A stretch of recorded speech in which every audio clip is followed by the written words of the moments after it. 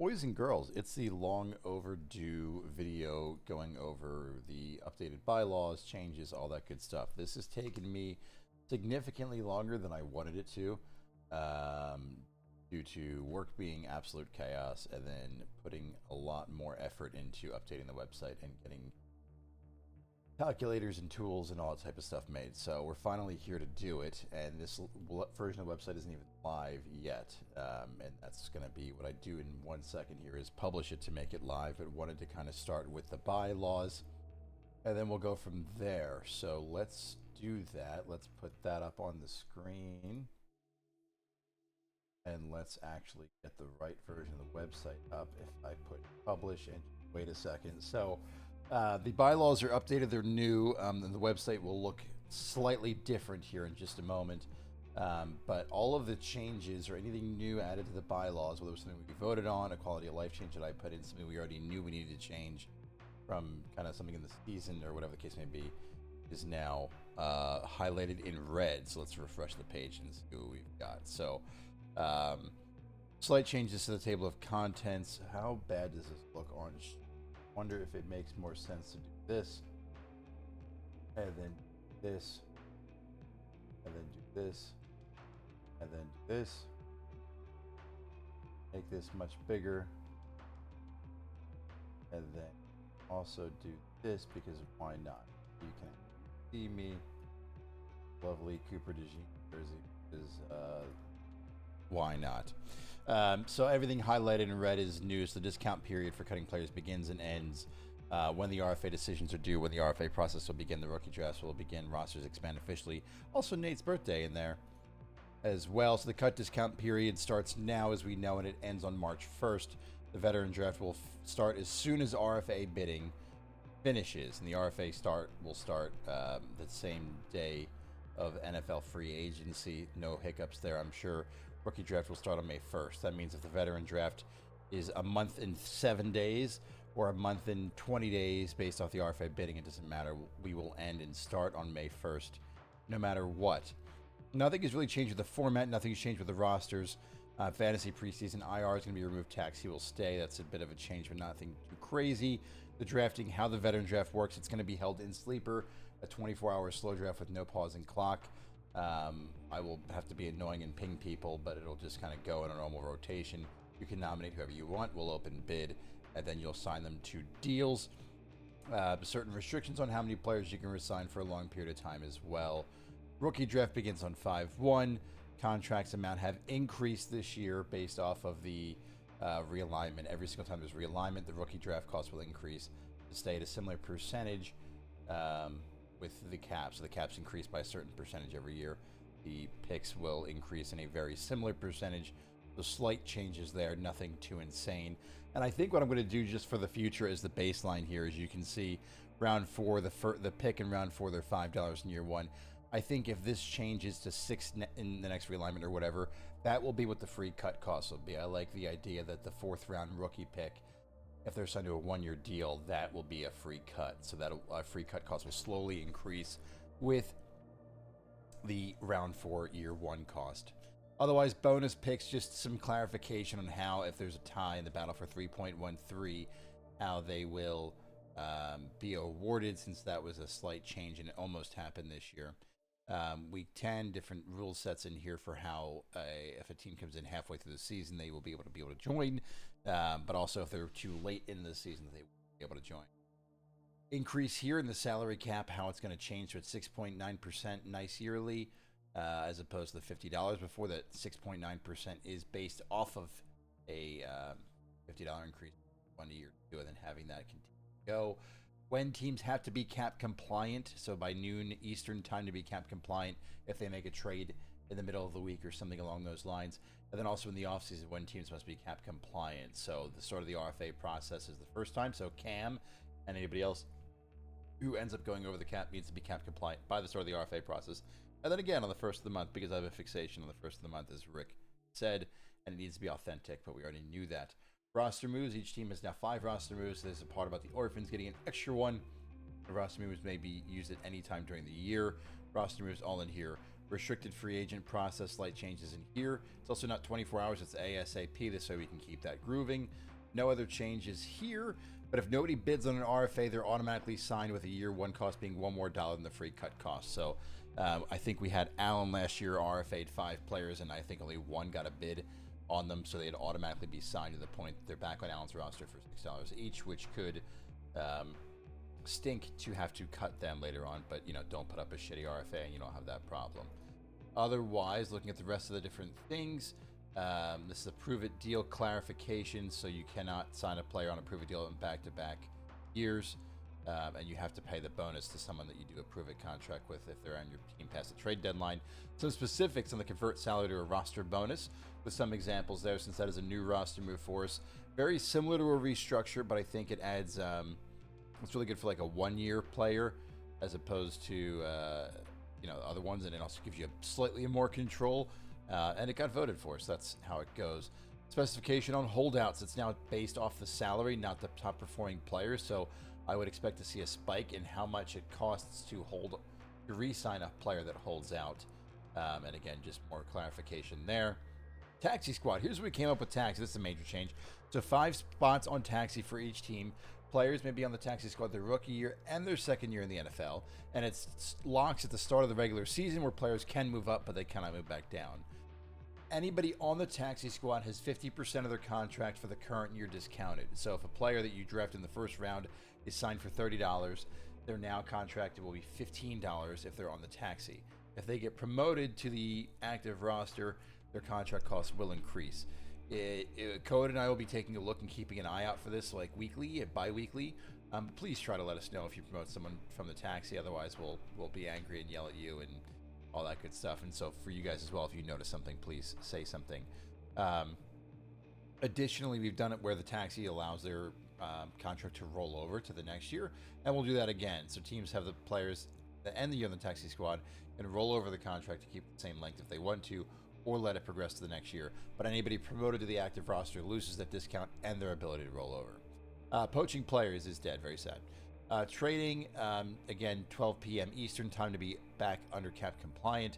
And then if a team trades a picture in the offseason, they must pay during the next major event. This way we're keeping in contact with our payments for the league safe, all that good stuff. Conditions, stating here general terminology. So the original rule book kind of said if you trade a pick that could upgrade to a first, now that first round pick is locked in place for you, versus a lot of teams kind of got around that by saying, oh, I'll send you my soonest second or my soonest third round pick. And so general terminology now has its own little breakout in here. Teams eligible to send free agent budget all the time, but then a piece in here kind of saying if you trade away more than 15% of that year, you will have to pay the league safe for that year. I don't think that would be an issue, but I know that Code obviously did a Josh Allen restructure and put $400 of dead cap almost into 1 year. And somebody brought up that, if Code bounces, that kind of sucks, and that would kind of suck. And so that helps alleviate that concern just a bit. Orphan trade review window, big change here. But if a team is orphaned for any reason, a trade review window would put into effect for any team involved in any trade involving the orphan team for 8 weeks. If the orphan's taken over in the offseason, the window will stop after week 8 of the regular season. If it's taken over mid-season, after week 8 or the end of the fantasy season. I wanted it to be live during the season itself, because that's when things get a bit more flexible or valuable or whatever the case may be, or more trades are happening.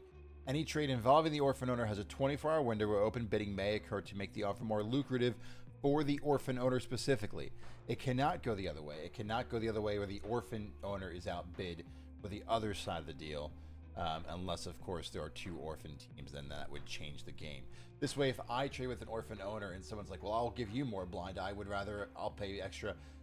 That doesn't happen. I should have shopped it. I should have known. The orphan just gets some extra benefit of the doubt here. If a player is cut on or after the trade deadline, the entire turn cap is dead year. I changed this to 12/1. I said the trade deadline. For clarification, made the offseason discount periods February and January, so it designated that in there a couple times. Realignment will happen if an entire division makes playoffs, which is an extreme circumstance now, and immediately following end of year discussion, because we got into that very quickly versus just in the offseason. Added the $80 buy-in versus $75. Said pay by 4/1 instead of just the start of the offseason. And then also the 15% more cap room, like we just talked about.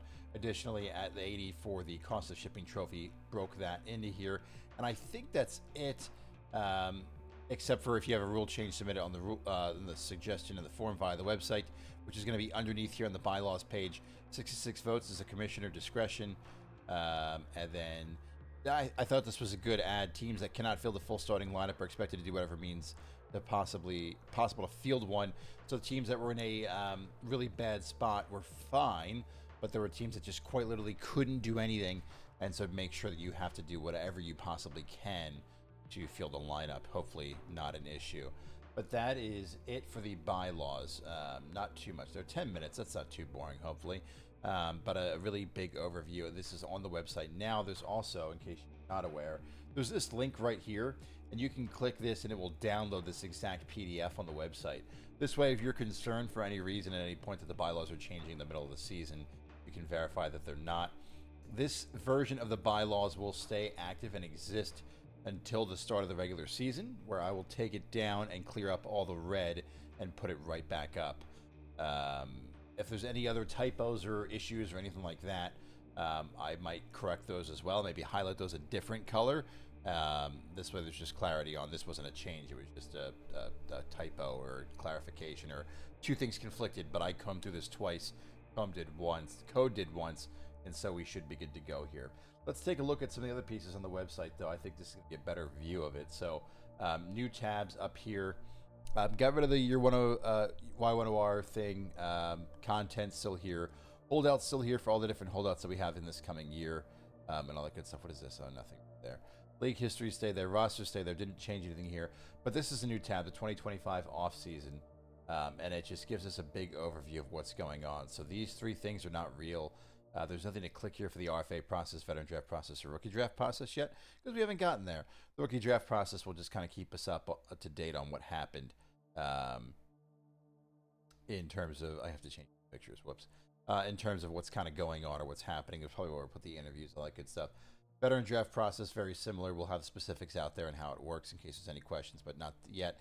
And RFA process will start as well. We'll have a little section here for all the different players that are RFAs, who's been chosen, the order, all that good stuff. But until those things come through, nothing here in these bottom three. These top three are the ones that you're going to want to take a look at. So here's the cut calculator. So you can click on this. It takes you to the brand new cut calculator, which looks very similar to the old one because it is the same thing, except it says January, February now. If you notice any calculator, by the way, at any point not working, please let me know. I've got masters of all of them, so I can just copy and paste it right on top, and we should be good to go. But that's your off-season cut calculator. It's going to sit and live right here. Your off-season overview. Thank you, Code, for this inspiration. Very clean, very simple. How does this work? What are the next steps? X, Y, Z. You can click on these, and you can kind of see more information about each. I think this just gives a very unambiguous step-by-step process for the off seasons. This way, if you're ever not sure what's going on next or what you should be paying attention to, you can come and look at these different things and see any information that you need. But the major change, and the thing that really took so long as we go back to the 2025 off-season tab, is the roster moves. And of course, we're live on stream. I've already recorded 15 minutes, and it's not working. So let's see if I can quickly fix this and make things good to go here. Hope you guys are having a great day. Watching this, I'm recording this during the Lions game, Lions Commanders game. What a heck of a game so far. That'll buy me some time, right? Hope you guys are also enjoying this game. As an Eagles fan, to play one of these teams, more than likely, I'm not sure who I want to play against so much anymore. Would love to play against the Commanders in Philly because home field advantage is nice, but the Commanders are also blowing away home field advantage here against the Lions so far, as it is halfway through the third quarter almost. All right, got that fixed, good to go. Now we can click on the roster moves page, and look how pretty this is. So restricted free agents, re-signing and resetting players, prove-it contracts, franchise tagging a player, restructuring contracts, and converting salaries to roster bonuses. These are the 6 different roster moves that you have, 7 if you count extending and re-signing players as different things. And so what you can actually do if you're considering signing a restricted free agent or making one of your players a restricted free agent, you can click on this, and it will take you to a calculator. Hopefully this looks nice in the stream. it will take you to a calculator to help you kind of figure out what that is. You can kind of guess the expected cost, what that would look like. This way you can try to help figure out if you think that a player would go for $50, if you think they'll go for $25, you can type here in the green box and kind of get some estimates. Maybe not the best example to show you, so we'll click on re-signing or extending a player. So here's the section for re-signing, here's the section for extending. If you're thinking about re-signing a player, you look at their Y10R, the year one of re-sign. This number is the one you need. It's in every player's sleeper note. It's also now on the spreadsheet. So the Y1 of re-sign, let's just say it's $55. That tells you if you sign them to a 1-year deal, it costs $55. A 2-year deal will be minimum of $45 each year, with the remaining $60 to distribute how you see fit, but would be a total of $150, and so on and so forth. Additionally, if you choose to extend a player, let's pretend that they've got 2 years left on their deal for $100, and their Y10R is $45, and they've got 2 years left on their deal. It spits out all the information that you need to know. So let's pretend there's 2 years left on the deal. You want to sign to a 3-year extension, so a 5-year deal. It would cost you $286, which is a minimum of $43 per year, which then you spread out to $243 as you see fit. It does the math for you. Please be careful. The only box you need to type into is the green box, and that goes for all of these calculators. The neon green box is the only thing you want to type into. There are a lot of hidden formulas all around the sheet, including like some all the way over here in the black hidden tabs and all that type of stuff. So please be careful what you're doing. But again, if you notice anything that doesn't make sense or add up, let me know. I've got backup calculators of all of these things to get it right.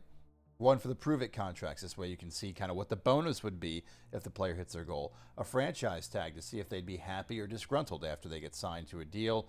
We've got to restructure the contracts. This way you can kind of figure out what the dead cap would look like, how you want to distribute it, what you want to do, what it would look like, as well as the convert seller to a roster bonus one, so you can see how much you freed up in cap space versus how much you lost in cap space as a dead penalty for next year. So keeps it nice and simple, but hopefully these calculators are helpful to you. Again, only need to type in the green box.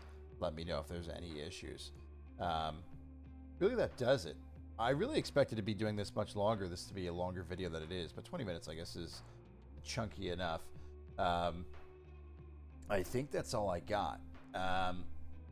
Yeah, happy off season. Cut period ends in a little over a month, so anybody that you want to remove off your roster, you get a discount for cutting them now. That's what we've got going on right now. So if we go take a look back at our off-season overview tab, January 1st until February 28th, players may be removed from their team. The cap penalty 15% less than normal. Prime time to cut guys. We already saw that casualty with Jalen Warren, Puka. We'll have to see who else comes out of this. Not Jalen Warren. Najee Harris. I said Jalen Warren because he's the picture for the roster moves for the restricted free agents, because he is a restricted free agent for the Steelers coming into this year. Little Easter eggs, all the different people who have done these types of things. Couldn't give Watson too much credit here, so I had to do an injury one for him. But yeah, that does it. Quiet time now for the next 2 months or so. But with this league, I don't know if we necessarily have a quiet time. But if you guys have any questions or concerns about anything, please reach out to Kodarai. Almost a touchdown for Amon Ra. If you have any questions, concerns, reach out to Kodarai. If you notice any issues with any of the calculators, like not that somebody fucked it up, but if something doesn't make sense, if you notice any issues in the bylaws, for those of you that are going to read it, aka Rick and Cam, and maybe Chase, then let me know. Yeah. Happy off season, boys.